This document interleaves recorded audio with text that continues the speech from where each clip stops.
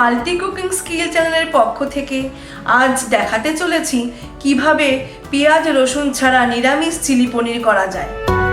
এখানে আমি রেড কাউয়ের পনির নিয়েছি। এখানে আমি 4টে 800 গ্রামের প্যাকেট নিয়েছি পনির। এবার পনিরটা আমি পিস করে কেটে নেব। এই যে পনিরটা সব কাটা হয়ে গেছে। এবার আমি এটা ম্যারিনেট করব।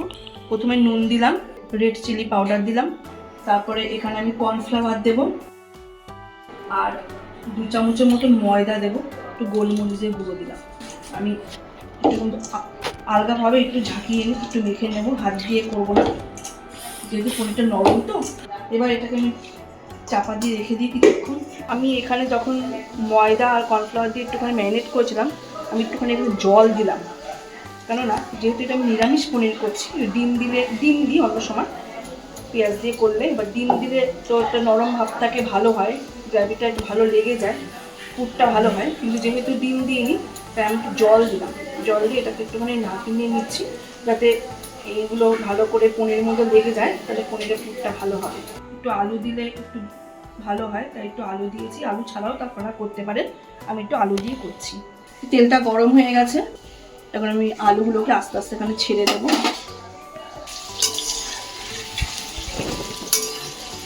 ভাজার সময় আমি একটু এখানে নুন দিয়ে দিয়েছিলাম। এবার প্রায় ভাজা কমপ্লিট হয়ে গেছে, লাল লাল করে ভাজা হয়ে গেছে। এবার আলুটা আমি তুলে নেব। এবার পনিরগুলোকে আমি একটা একটা করে এখানে ওই আলু ভাজার তেলের মধ্যে দিয়ে দিচ্ছি।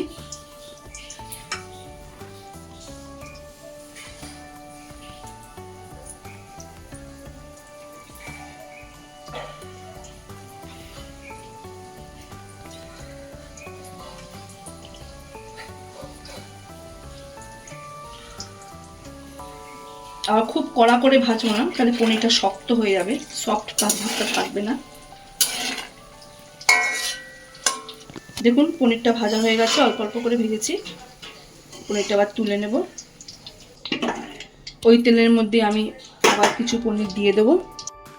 গ্যাসের আঁচটা একটু বাড়িয়ে নিলাম। একই রকমভাবে এই পনিরটা ভেজে নেব 2 পিঠ।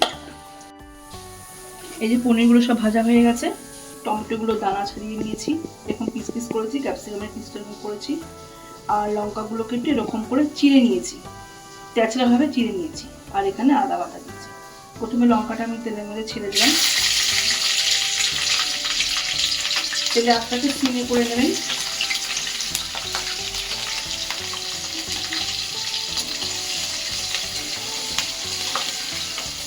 ক্যাপসিকামটা এখন দিয়ে দিচ্ছি।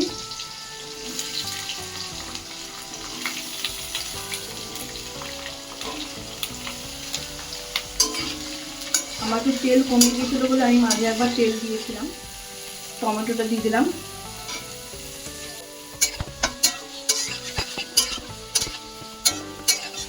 আলাদা একটু গ্রেট করে দিচ্ছি, আলাদা দিয়ে দিলাম।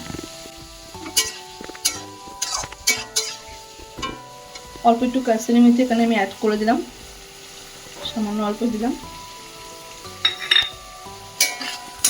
এবার এখানে আমি নুন দিয়ে এটাকে একটু ঢাকা দিয়ে এটা রেখে দেবো, যাতে ক্যাপসিকাম আর টমেটোর একটুখানি মজে যায়, নরম হয়ে যায়। এবার এটাকে আমি ঢাকা দিয়ে কিছুক্ষণ রেখে দেবো। এই যে ঢাকা দিয়ে রেখেছিলাম 5 মিনিটের জন্য। এই যে অনেকটা নরম হয়ে এসছে ক্যাপসিকাম আর টমেটোটা। এখানে আমি 3 চামচ টমেটো সস,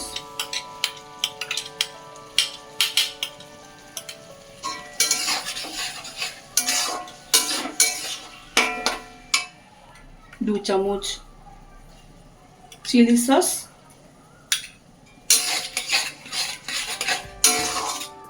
আর 2 চামচের মতন সোয়া সস দিয়ে দিলাম।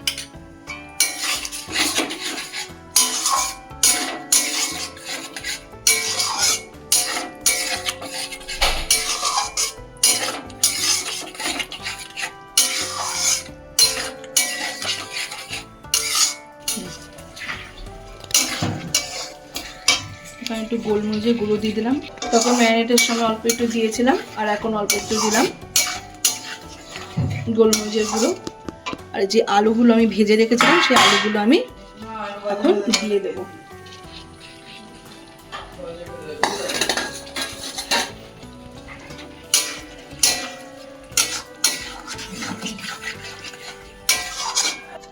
এই যে এখানে এখন আমি পনিরটা দিয়ে দেবো। পনিরটা দিয়ে একটু ভালো করে একটু নেড়ে এখন আমি জল দিয়ে দেবো। আমি এবার এখানে পাশে একটু জল গরম করে নিয়েছিলাম, আমি একটু গরম জলটা একটু এখানে দিয়ে দেবো।